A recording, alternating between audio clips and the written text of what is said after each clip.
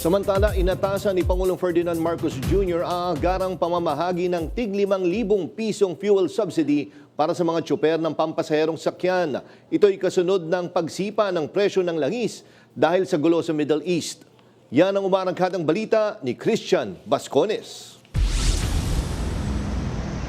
Dahil sa patuloy na tensyon sa gitnang silangan, ramdam na ng mga Pilipino ang tilay pagsabog din ng presyo ng produktong petrolyo sa bansa. Lahat ay apektado, lalong-lalo na ang mga naghahanap buhay sa pamamasada. Kaya agad na iniutos ni Pangulong Ferdinand R. Marcos Jr. ang pagbibigay ng tig-5,000 pisong subsidiya bilang tulong sa mga tsoper ng pampublikong sasakyan.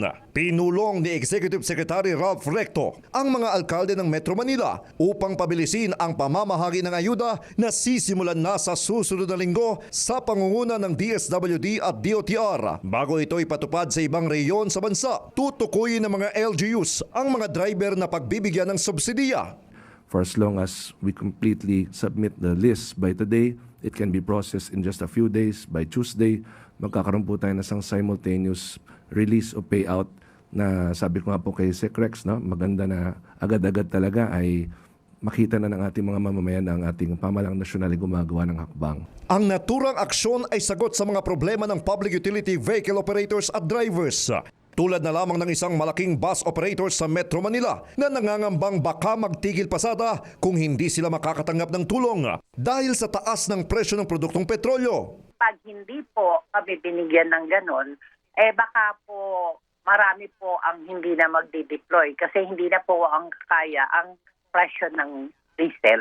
Ang pagsirit ng presyo ng petrolyo ay dahil pa rin sa pagsasara ng Strait of Hormuz na may hawak ng 20% ng pandaigdigang supply ng langis para mapawi ang pangamba ng bayan ayon sa Pangulo. Naghahanap tayo ng iba't ibang lugar na makapagbigay ng supply sa atin. We are talking to many other countries who we normally do not buy oil from. But hopefully we will be able to come to an agreement with them and that we will get further supply from them.